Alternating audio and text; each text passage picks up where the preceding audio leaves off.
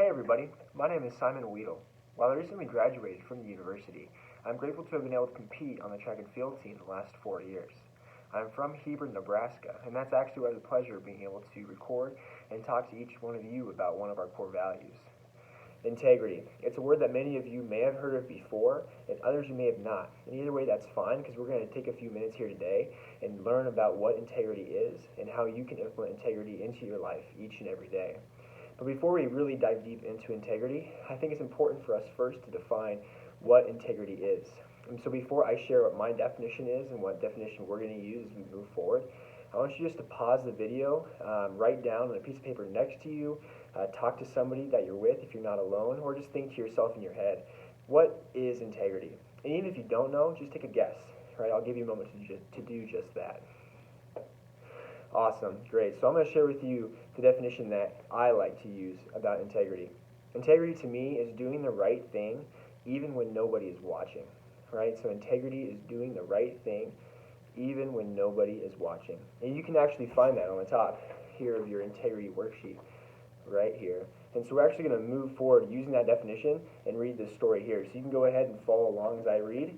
This story is called The Star Thrower. The Star Thrower. Once upon a time, there was a wise man who liked to go down to the ocean to do his writing. He had a habit of walking on the beach before he began his work. One day, as he was walking along the shore, he looked down at the beach and saw a human figure moving like a dance. He smiled to himself at the thought of someone who had danced to the day, and so he walked faster to catch up. As he got closer, he noticed that the figure was that of a young man, and that what he was doing was not dancing at all. The young man was reaching down to the shore, picking up a small object, and throwing it into the ocean. He came closer and called out, "Good morning. May I ask what it is that you are doing?" The young man paused, looked up, and replied, "Throwing starfish into the ocean." "I must ask then, why are you throwing starfish into the ocean?" asked the somewhat startled man. To this, the young man replied, "The sun is up and the tide is going out. If I don't throw them in, they'll die." Upon hearing this, the wise man commented, "But, young man, do you not realize that there are miles and miles of beaches, and there are starfish along every mile? You can't possibly make a difference." At this, the young man bent down, picked up yet another starfish, and threw it into the ocean. As it met the water, he said, "It made a difference, that one." Wow, I love that story. Especially the fact that it says the young man, right? And so the young kid, right? So each one of you, you can put yourself in this story, right? And put yourself in the story and say, hey, I could do this too. Let's move on down now to part two and answer the questions that are below. As we go through each of the questions, I encourage you just to pause the video after I read it and take time to write down your answer before I then share the answer that I might give in response to the question itself. Okay? So we'll start on question one. What do you think this story is really about? Again, go ahead and pause the video if you want to. To me, though, the story is about the fact that, very few of us will change the world for everybody, right? Very few of us will be able to save every single starfish in the story. But one person can make a difference to someone, to that starfish. And to that someone or that starfish, it's a pretty big deal, right? And so that's one thing. But then building on top of that, think of integrity. If you look at this story, he's making a difference for these starfish, to these people, right? But he's not doing it with anybody else around. He's doing it because that's what's important to him, and he's not doing it to show off to anybody else, to make himself look good in front of anybody. He's just doing it because he knows that's the right thing to do, which matches up with our definition of, doing the right thing, even when nobody's watching. Great. So now let's move down to question two. What does it mean to make a difference?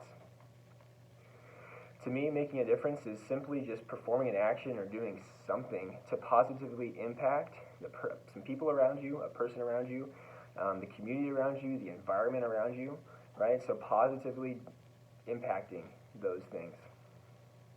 3, what significance does your action, or how significant does your action have to be? Well, I think it can be big or small. It doesn't have to be very significant. If you look at this, I mean, this young kid is simply just throwing starfish into the ocean, right? So that's not a very big thing to do. He's not having to really work that hard besides walking along miles of the ocean. And so you can really relate to that and what you can do in your life, right? And this might move down to question 6 as well, but we'll hit back on it again. But you can just do small things each and every day. You don't have to go out of your way to sacrifice a lot of your time to be able to make a difference, right? You can just open the door, even just smile and wave at somebody. Each of those things is important and can really mean a lot and make a difference in doing it's the right thing to do. Question 4, how can you contribute to others in their lives? Yeah, so there's lots of different ways that you can contribute to others in their lives, right? So it can either be, it can be small ways, like we just said. And we'll actually pair this up with somebody else. So what are some small things that you can do? So how can you contribute to others in their lives, and what are some of the small things that you can do?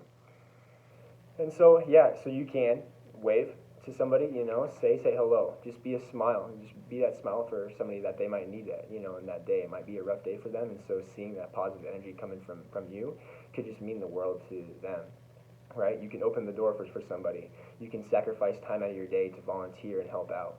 You can do the bigger things of, again, taking a lot of that time to sacrifice and help out those in your community, right? I know there are times when you're like I don't want to do this. There's other things that might be a little bit more fun, more enjoyable, but just taking that time and doing the right thing, and not doing it for the positive, reaction from others in your life or just others in the community. Can actually do a lot of good in your own life and make you feel good, and it makes that person that you're helping out, it makes the biggest difference for them as well. And so I highly recommend doing all those things. Now the next question, second to last one there. How does the power of one apply to a group of people? To me, the power of one applies to the group of people simply because I think that the people in your group often look for somebody to step out and be courageous, right? To do the right thing, even if it's kind of goes against the current of what your friends might say. It might not be cool, that might not be the cool thing to do, might not be the thing that they would recommend doing, but doing the right thing, doing the thing that's important, the thing that will make the biggest difference despite everything else, right? Having that courage to do so, it makes a big difference because those people in the group might see that and say, hey, they did that, so why can't I do that too? Right? And so you have the power to influence a lot of the people in your groups, whether your friend groups, in your family, in your community, right? A lot of people need that person to look towards, and you can be that person.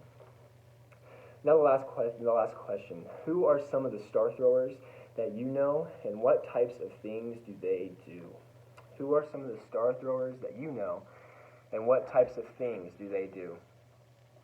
For me, the star throwers in my life, I look particularly to my parents. Each of them just go out of their way to do, again, not necessarily a lot of the big things, but they do a lot of the small things in the community. For my family, for the school that they work at, they really go out of their way to do that, and it makes a big difference, right? I know a lot of the stuff that they do isn't being seen by a lot of people on the outside, but they just do it because they know it's the right thing to do, right? I know one of my working with my dad here recently, he's like, we just got to do it because that's just part of being a community, right? And so those are the people that I look up to because I try to strive to be more like them each and every day, and so just doing those small things, right? But I encourage you, I know you've taken the time to pause the video and write down those star throwers in your life. I encourage you just to take time out of your day to acknowledge that to them, right? Say, hey, thanks for being a star thrower. Whoever that might be, and that might not just be now, but as you move forward from here, thank them for doing those small things, right? Because they've made the biggest difference, and obviously you've seen that, right? And they've given you a good model to follow after, right? And so you can start doing those small things as well. Start throwing those starfish into the ocean in your life. Awesome, great job today, everybody. I can't imagine that you're not already living lives of integrity, but I challenge you to continue to do so, to continue to do the right thing, even when no one is watching. We're proud of you. Go Big Red.